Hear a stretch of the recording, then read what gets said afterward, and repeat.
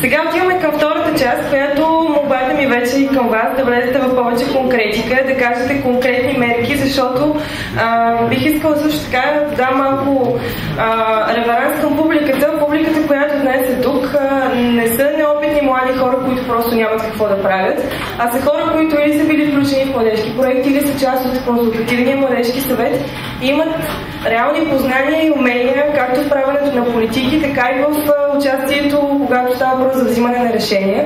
И молбата ми е наистина да бъдете конкретни, за да могат те да чуят не само намерения, а така, как да кажем, стъпки. Припомням двата въпроса.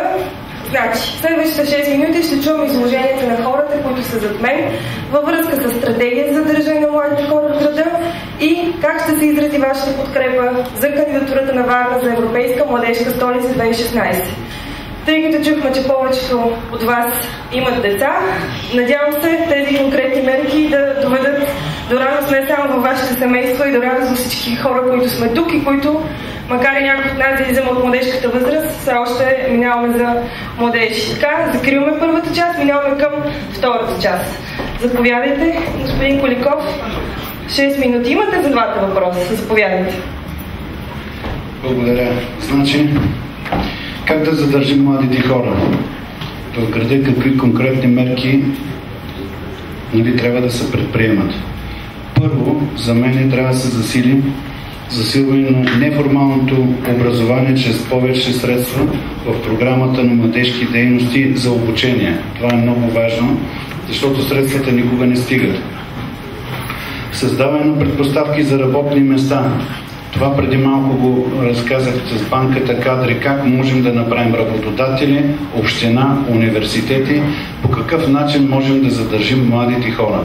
Когато ги вземем, ние ги вземаме на работа большинството от тях, но когато учи в университета един студент, той трябва да мине задължително тази стажанска програма през общината, трябва да мине и през работодатели съобразно специалността си. И след като завърши, вече има избор. Тази банка кадри може да я ползва общината, могат и всички работодатели да я ползват. Следващото, което трябва да се направи, е създаване на информационни центрове за подпомагане на младежите при намиране на работа чрез безплатни консултации с специалистите. Това е много важно на този етап, в който безработицата е много голяма. И какво може да се направи? Говорим и за Европейска младежка столица. Какво можем да направим за младите? Преди малко господин Трифонов спомена следващия път да се срещнем на паметника Българо-съветска дружба, там в някои от залите.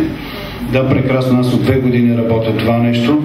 Ако сте минавали оттам, първо преди няколко години сложихме големите знамена, след това осветихме целия район, вече са коси непрекъснато, сложихме пейки и стана наистина един център. 48 камиона с боклуци изхвърлихме от алеите.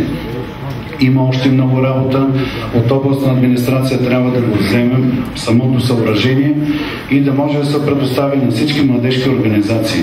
Надявам се, че ще можете да го направите нещо, един привлекателен център за Варна. Другото, което в тази връзка вече работих известно време, имах разговори и смятам да ги довърша още до края на годината. Това е с Министерство на отбраната, Дом Народен флот. Това е едно прекрасно място, което армията не го ползва, има възможност да го поискаме, обещаха, че ще ни го дадат и аз мисля, че това е достойното място за един прекрасен младежки културен център. Това ще повлияе и за 2016 година за младежка европейска столица, а и за европейска столица на културата през 2019 година. Там трябва да съсредоточим усилията си. Има зали, има прекрасни места. И във връзка с младежката столица на културата, какво трябва да се направи? Първо, задължително лобиране на всички нива. Вкарване на младежкото измерение в програмите на почти всички дирекции в общината. Обособяване на нови младежки зони и изграждане на младежки център. Това, за което говоря. Това трябва на всяка цена още до година да е факт, да е направено, за да може да се ползва.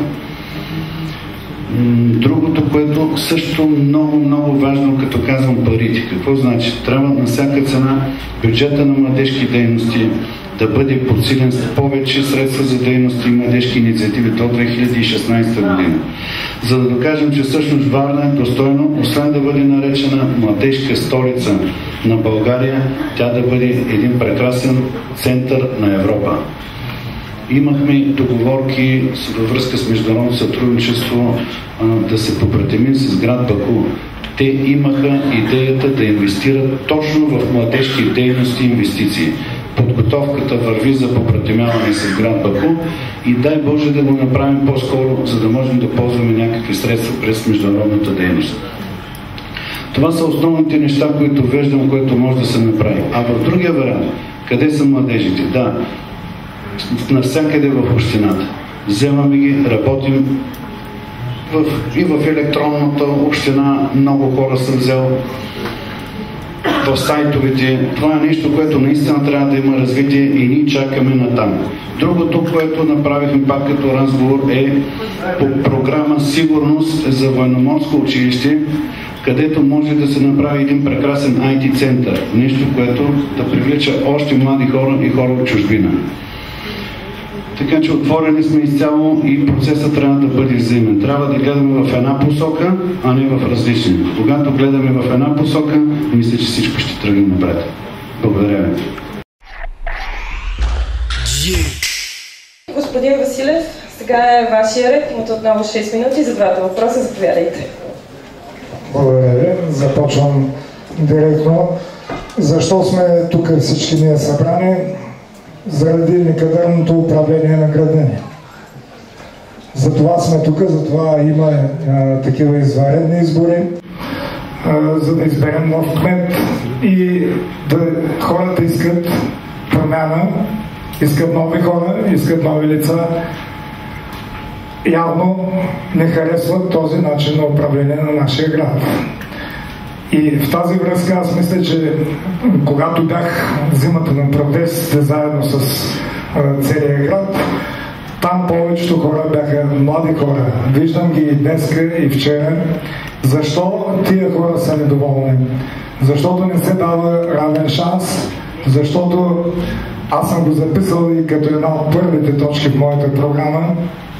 Трябва да има, да се реже до кокала, да се съкращение в тази администрация общинска и районните кметства и на конкурсно начало да се даде шанс на млади хора да заемат позиции и да влязат в управлението на града. Само там е бъдещето на нашия град. Тази надменна, арогантна понякога и неработеща администрация ще пропъди нашите деца. Тук трябва да влязат нови хора с нов морал, които срещу адекватно заплащане да имат стимул да правят кариера в България и респективно в нашия град. Това е начинът ние да ги задържим. Всичко останало са приказки, така високопарни, които хората вече не вярват. А младите хора не можеш да ги излъжеш. Не може, защото сега границите са отворени, ходят, виждат в Европа какво е и не може това да продължава по този начин. За да има заетост, трябва обаче да има и работеща икономика. В града трябва да ври и да кипи. Това не е Суворово, където се направи нова спортна зала. Това е морската столица, визитната картичка на България. Тук трябва държавата да налее пари, да влязат, да тръгне бизнеса. Млади хора, архитекти, проектанти, пък и не всички са с висше образование. Млади хора трябва да работят, за да изкарват пари и да могат да си гледат семействата, защото те иначе безвъзвратно ще ги изтървеме тези хора. Няма да ми стигне времето сигурно за всичко да кажа, но искам правилно да ме разберете. Това е начина хората да ни повярват. Само по този начин, когато им покажем, че ние сме решили вече да почтенно и честно всичко да бъде пред хората, да няма такива корупционни схеми, каквито защо в другите градове няма избори за кмет. Само при нас във Варна се случи това. Хората не искат повече да бъдат лъгани. Само две думи искам да кажа за европейска столица, младежка столица, понеже господин Василев ми каза, че всички ще бъдем равнопоставени. Нали, но аз имах така едно съмнение, че и който си научи най-добре урока, ще има възможност да се представи пред младежката аудитория, но аз имах предчувствие, че както в училище на времето, на някой ще им бъде подсказано нещичко. И затова, като прилежен ученик, аз също направих така някои подготовки и искам да ви така малко като от селски вечеринки, като в театъра, но аз се постарах, отидох, направих си такава фанелка, купих си я и няма да я сваля от гърба си, докато Варна не стане европейска столица. Но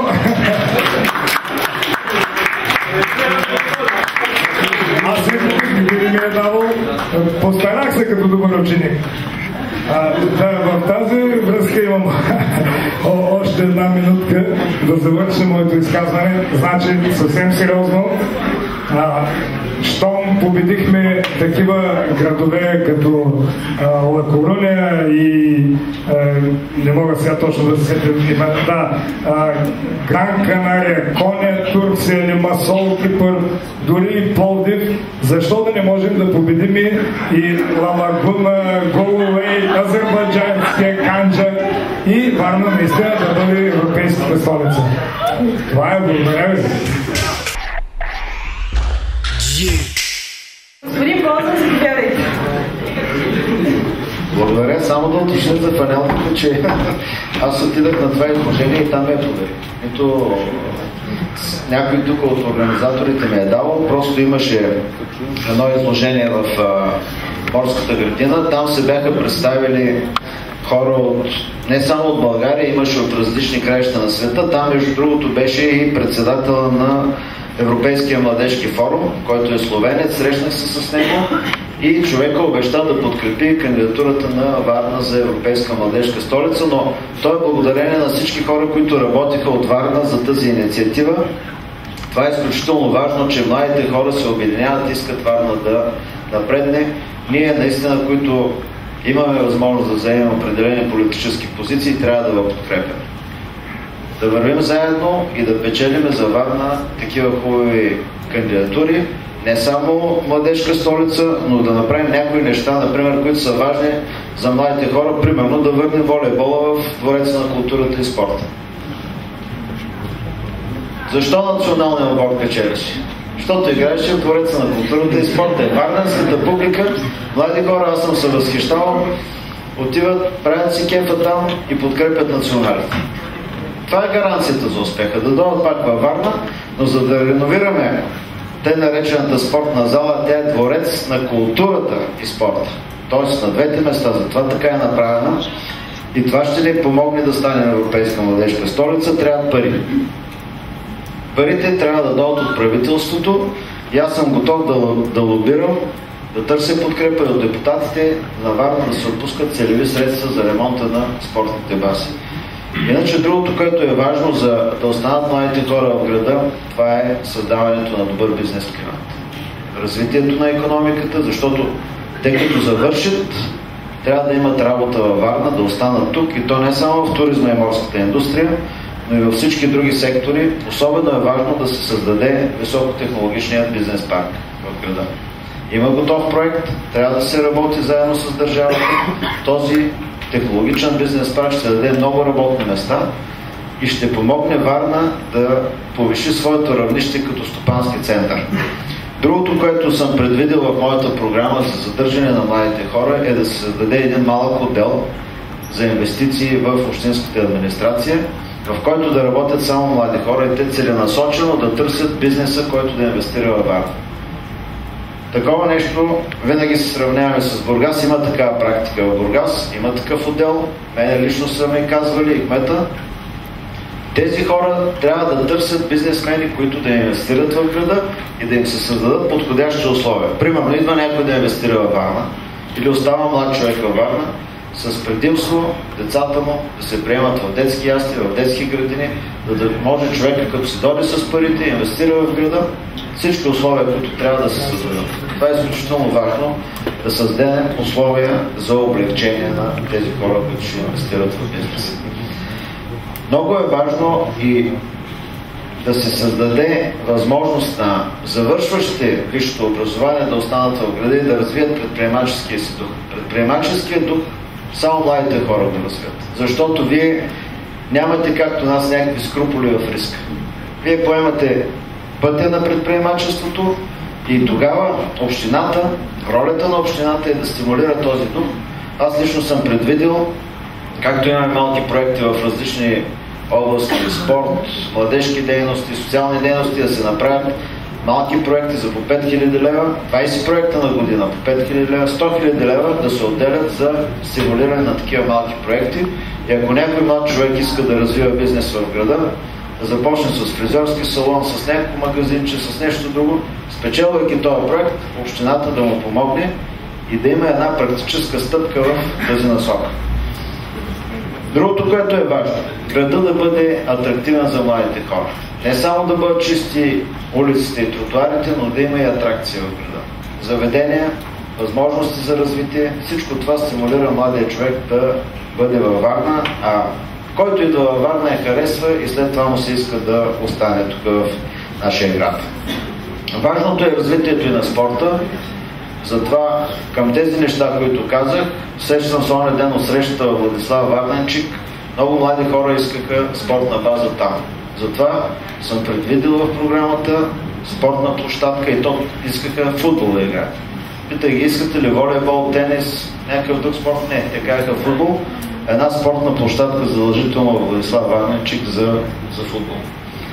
А по отношение на нашата кандидатура за Европейска младежка столица, там задължително трябва да се увеличи бюджета на дирекция младежки дейности и спорт, да се стимулира екипа, който работи и тази дейност, подкрепена от всички, които работят и в неправителствения сектор, което е важно, да се увенчае с успех, ние да бъдем наистина една достойна Европейска младежка столица през 2016 година.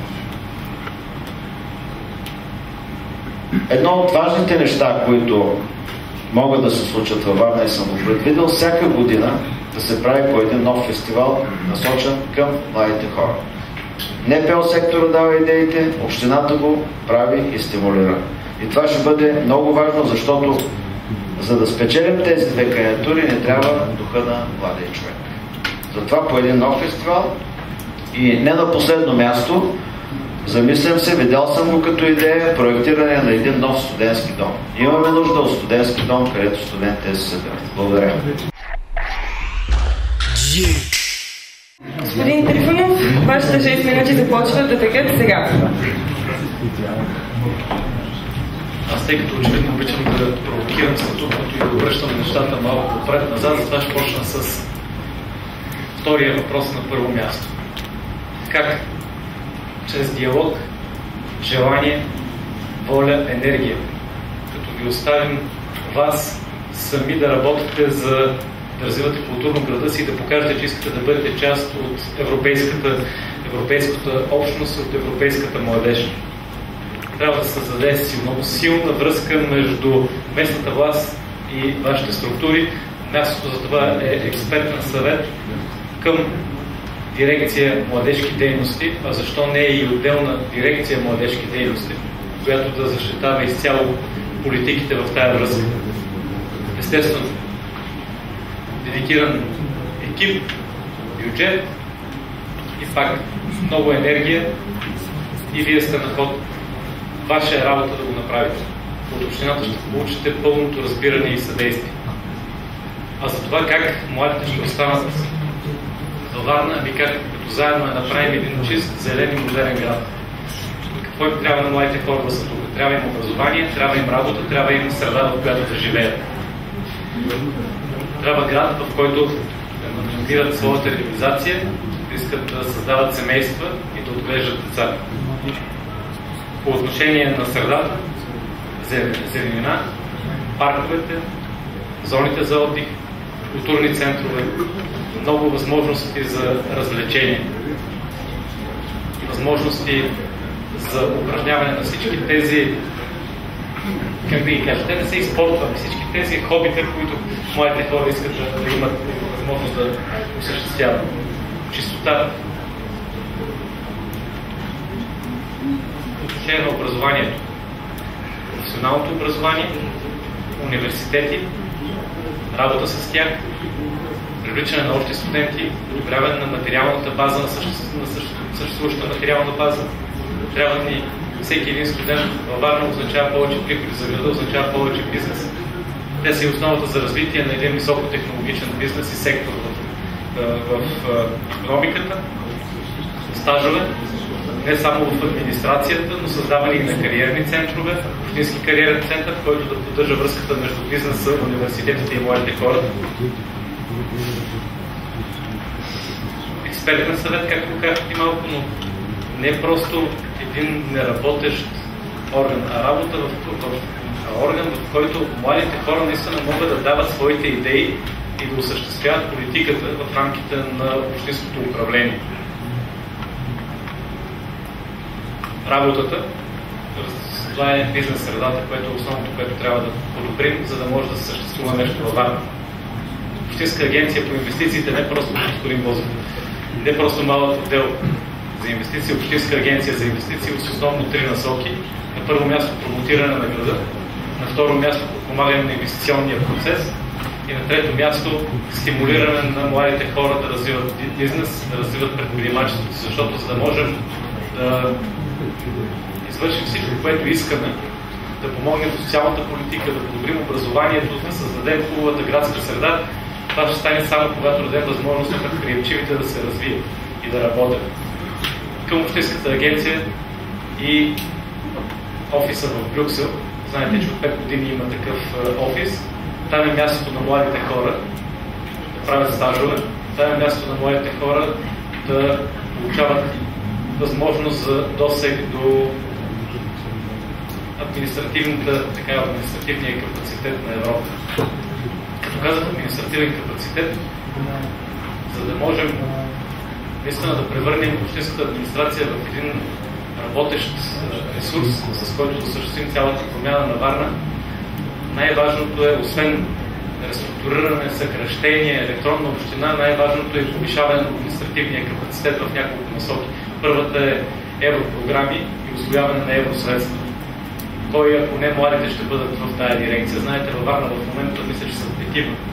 В Бургас са 27. Мисля, че може да направите разлика как изглежда Бургас, как изглежда Варна. Второто място, където спешно се нуждаем от увеличаване на административния капацитет е финансовия отдел. Хората, които наистина ще се грижат за кредитния рейтинг на общината. Хората, които ще гледат пазарите на дългови инструменти.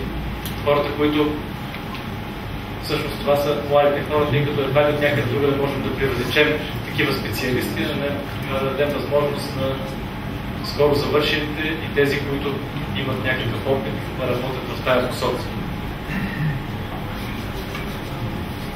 Варна има основа за високотехнологичен бизнес, както казах, на база на тия 5 университета в няколко основни: морския бизнес, медицината, компютърните науки, така че подпомагане от общината на тази развойна дейност и превръщането Варна в един технологичен център. Новата индустриална зона, преместване на пристанището Варна Изток, създаването на една голяма зона за развлечение и отдих, върху която ще се развие един голям туристически бизнес, където са работните места. За всичко да се случи, във Варна трябва да създава възможност на хората да работят и да стоят. Благодаря. Сега е ред на господин Морков. Вие сте имате 6 минути. Благодаря.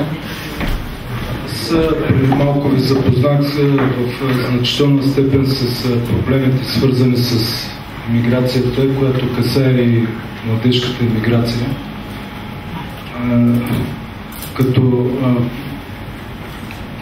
допълнителен основен проблем към цялата тази ситуация, касаеща имигрирането, това е трудовата заетост. Каквото и да си говорим, във Варна тези възможности не са особено големи и общината може да положи особени усилия да развие предприемаческата инициатива в нашия град, чрез привличането на чужди капитали и развитие на промишлеността в града ни, така и да развие, доколкото и стигат нейните възможности за самостоятелна предприемаческа инициатива, така че да създаде един процес на развитие в тази посока. Всъщност това е, което задържа младите хора, а не само младите хора на дадено място, в дадена държава, в даден град. Това е средствата, с които разполага. Също така общината може да развива една добра дейност на посредник между учебните заведения, висшите учебни заведения, а и не само висшите, да играе ролята на посредник при намирането на съответна професионална реализация на младите хора. Също много важно е за привлекателността и желанието да останат в тази среда е наличието на атракции, на добра жизнена среда в нашия град. Възможността хората да намират начин на достъп до наличие на жилище.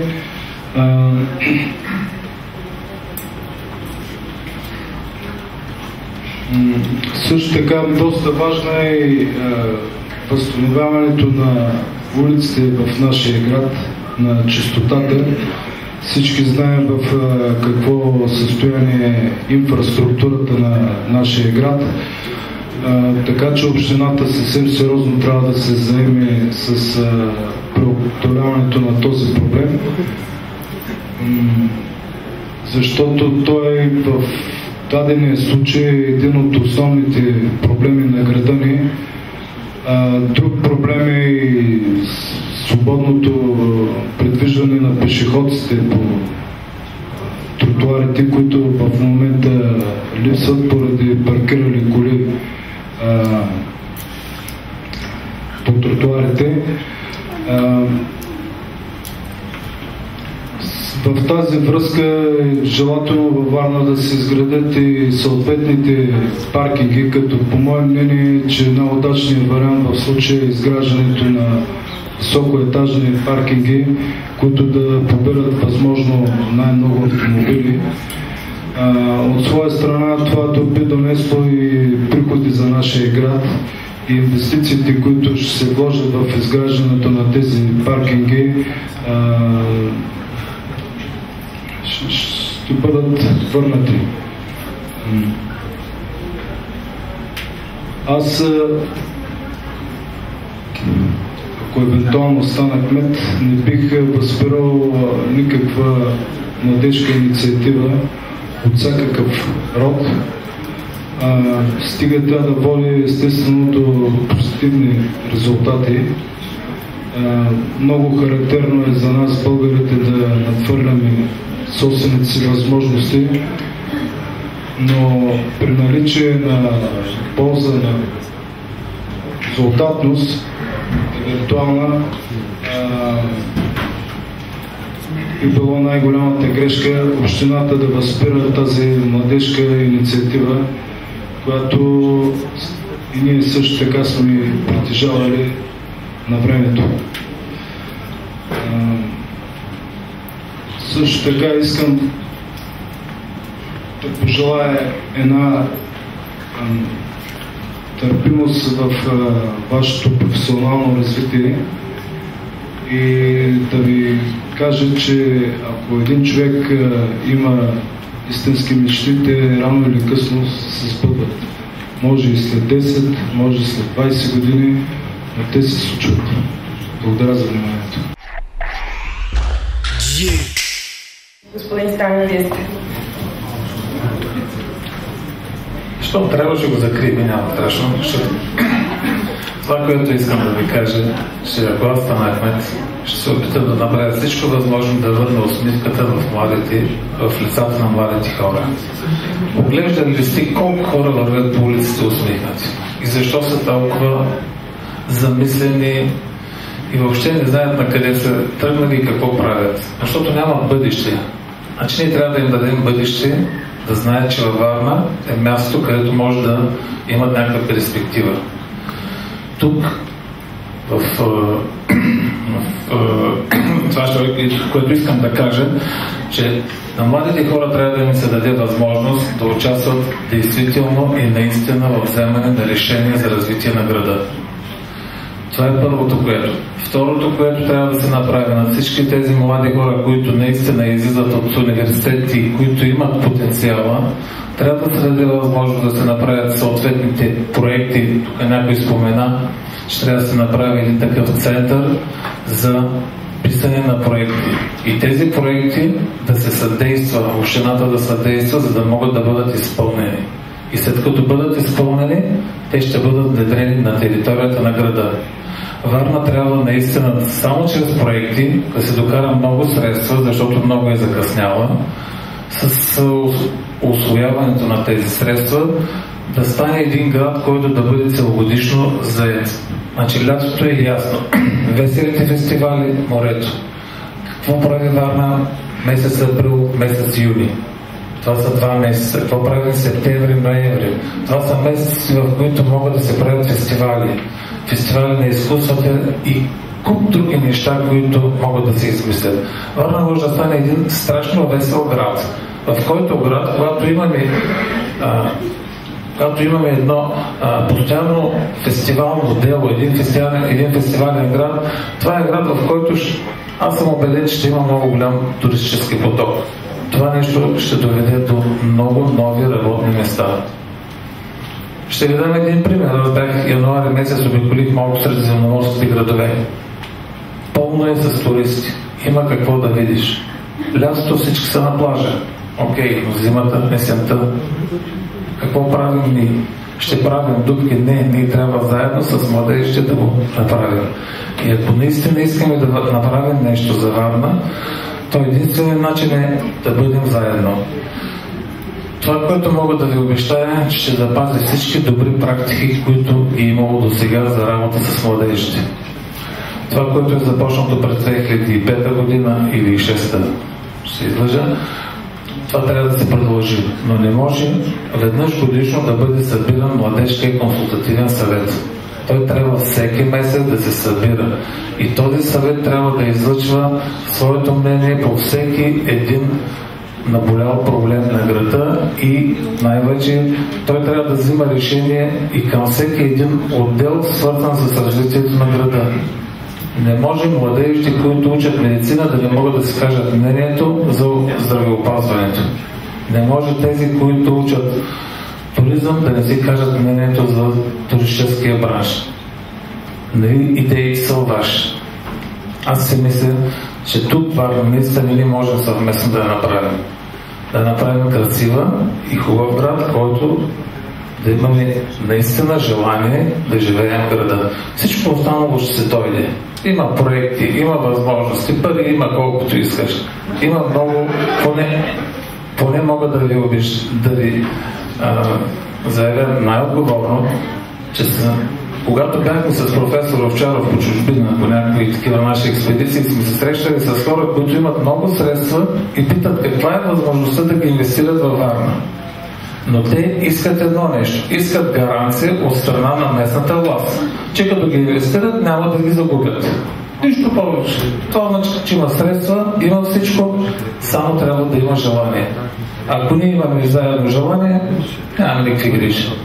За 2 години можем да поставим основите на това, което 23 години е разрушавано.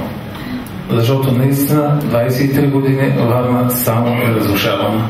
Нищо ново не се е случило в този град.